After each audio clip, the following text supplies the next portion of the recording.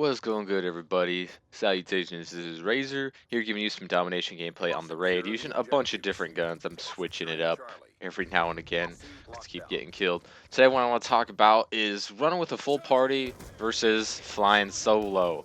In this game, I am running with two people, so kind of in between little action here between full party and solo, which is a different experience all in and of itself. Just rocking with one or two people versus rocking with a full team. Um, I run with a full or semi-full party a good chunk of the time here in Black Ops 2, and I don't really fly solo super duper often. Obviously, I'm going to have to if I'm playing like a party game or free for all or something like that. But for the most part, when you see me in like a domination, fucking fail as hell right there. Rocking in a domination game where I'm just destroying children most of the time.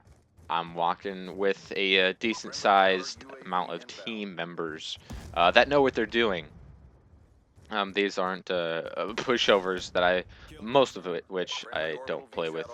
Pushovers. Um, but there have been some complaints on some of my videos that, oh, another full party gameplay where you destroy kids, boring, play alone on ground war. It's like that's like why really? That's why you're here. That's a little pathetic if you ask me. But I like running with a full party. The same reason a lot of people also run with a full party. It's just that it's more fun that way. You don't have to worry about having 5 randoms on your team who are stupid. They're camping in the back with like target finder, light machine guns. Their final score is like 6 and 13. They don't get a single piece of air support. They never shoot down anything, and they just get in your way. They don't help you play the objective or whatever it is. So that's why a lot of people like playing with teammates, and that's why you join things like Hubbit and find people to play with, which is what I did back in Black Ops 1, and I'm still playing with some of those guys because they're really cool people. But also there are players that you just, get to know on Xbox Live or just friends of friends, and you just like talking to them.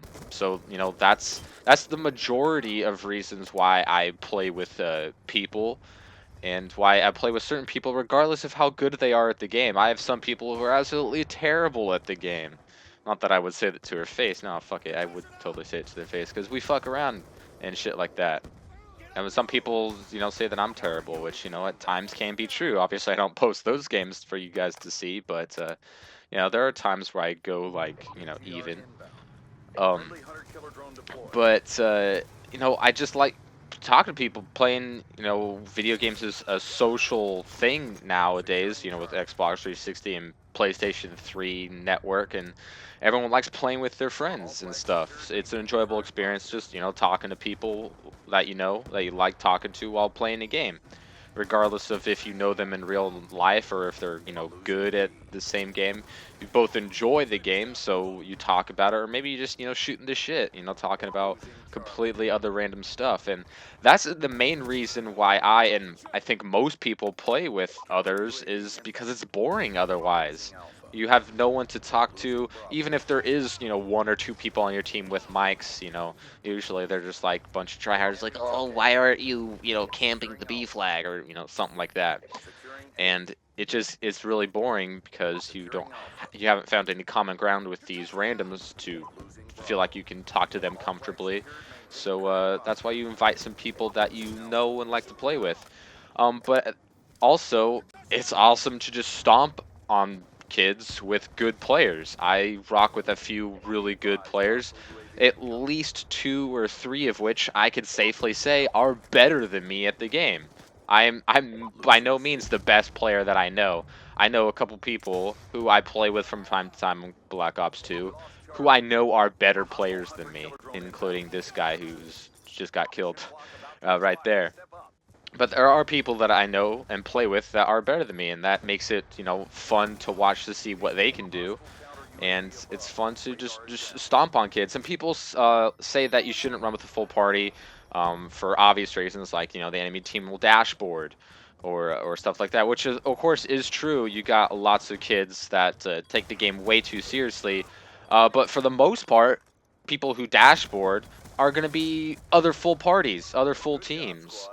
um People for the majority of people who run in full parties or run in groups or running with the same cutesy little clan tag, those are mainly the tryhard kids who take the game the most seriously. And when good players like myself or some of my teammates, when we come into a lobby and encounter these types of children, we destroy them because we just happen to be good at a video game, and they tend to not be so good. Because if you're rocking with a full party, chances are you're either a campy little noob who uses the newbie, attack insert, target finder, as noob tube, whatever the cheap tactics are. They'll use those cheap tactics, and they'll usually win that way. But this is by no means a chance of showing skill.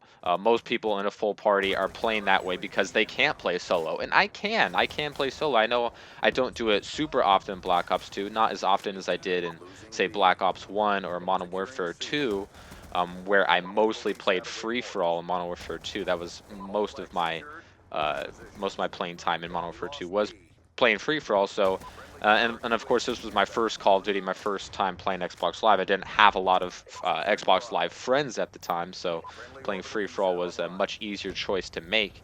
And when it came to Black Ops 1, I ran solo most of the time, and other times I ran with one or two people, and that was fun. I could, just stomp on kids because that game is really rewarding if you're good at it, and more so than any Call of Duty to date. But Black Ops 2 is the hardest game to play if you're not in a team, for various reasons, like the size of the maps, all the score streaks and the equipment and stuff, as well as the mentality of COD players nowadays.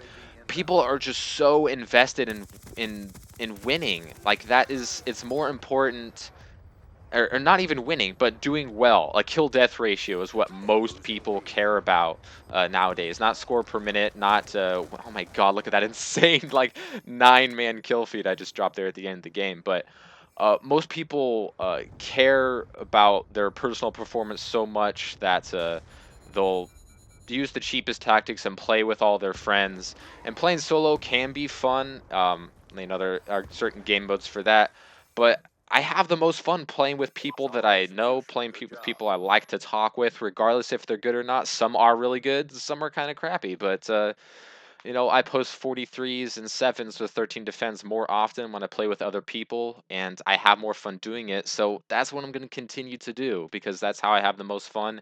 And when you run into full parties of campy as tryhards, it's not so much fun. But if you have good players with you, that's not going to be a problem because you're going to be stomping on those kids. But that's it, guys. Ran a little long, but hope you enjoyed. Comments as well appreciated, and I'll see you next time.